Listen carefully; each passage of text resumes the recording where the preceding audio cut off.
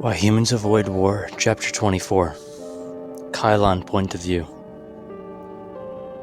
As we hurtled toward an imminent collision, the sounds of coughing filled the bridge. An involuntary shudder ran down my spine. While I knew it was rather commonplace for their species, I could practically feel the rattling of their lungs. The deteriorating conditions inside the flagship were affecting me as well. My eyes were burning from the billows of the smoke that pooled in the air, and my skin was smoldering from the temperature, which had risen to an uncomfortable degree. With a glance around, I saw many of the humans tugging at the collars of their shirts. None of them looked too pleased with the environmental status either. If we stayed on board this vessel too much longer, we would all suffocate. With the shields down and the interior aflame, I expected the ship to crack apart on impact. But the Terrans, true to their suicidal tendencies, pressed on anyways. The 5 Devourer cruisers did not budge as we bore down on them. They only seemed to huddle closer together. As the final line of defense, they had to stop us, even at the ultimate price. No protest, General? Rykov's nose was swollen to the size of a small fruit, but he was smirking anyways. I expected the word stop at least once. I shook my head. Why bother? I don't want to waste my final seconds of existence. You're quite the cynic, you know. Hell, we might survive this, he chuckled. My antennae twitched in confusion. Is that supposed to be reassuring?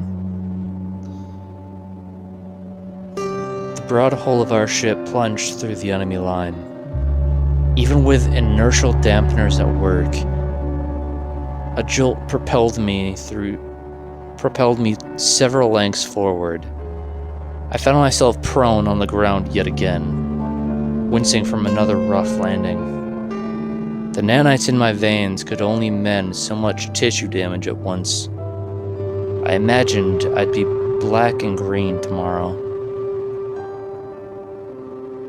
Before I could regain my footing, the humans rolled the vessel sharply to one side. An undignified yelp escaped my lips as I slid shoulder first into a workstation. What were they doing? Had their steering systems gone haywire? I held the flagship's start to tip back in the other direction, and clutched onto the base of the desk for dear life. An awful screeching sound resonated through the walls of our vessel, most likely our tough hide peeling away. But there were no worried callouts from the pilots or the computer, so the erratic rotation had to be intentional. Why would the humans want to tumble about right in the wake of a collision? I pondered the question for a moment, and then an idea occurred to me. The Terrans were twisting their ship like a knife, carving deeper gash.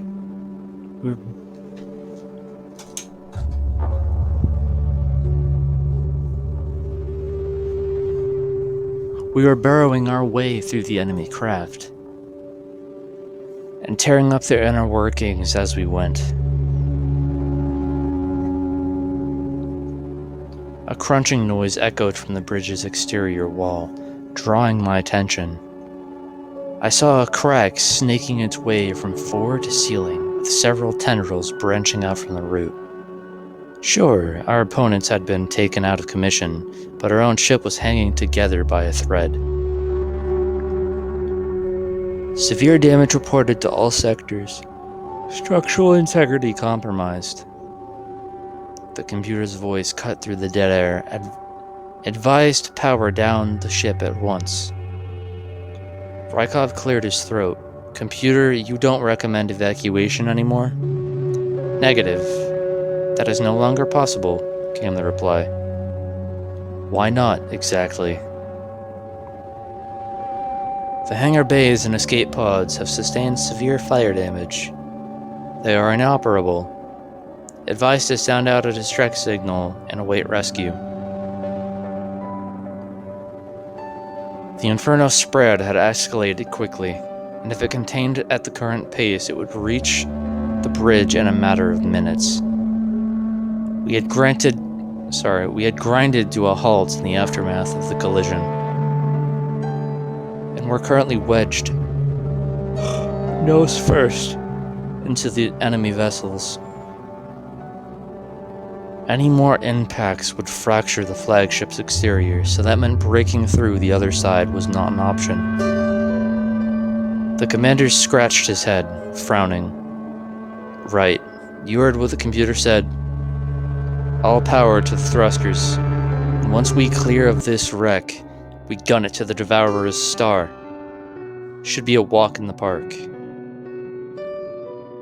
Maybe I wasn't the best at listening, but that definitely was not what the computer had said.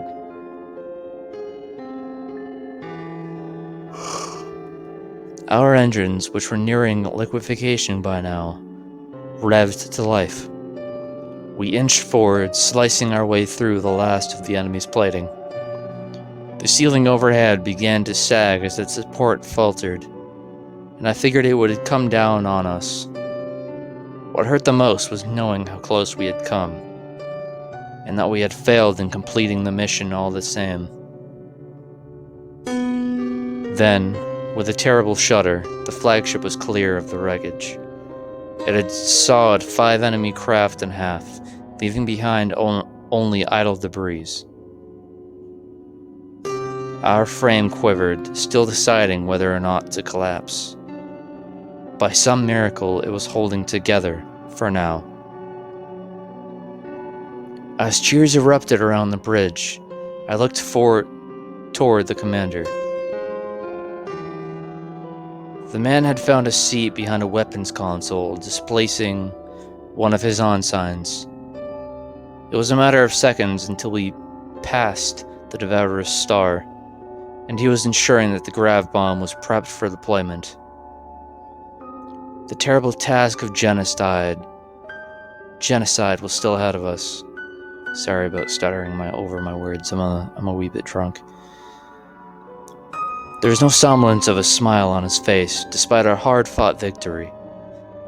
His eyes were turned out the viewport, toward the serene blue and white sphere that hung in the distance.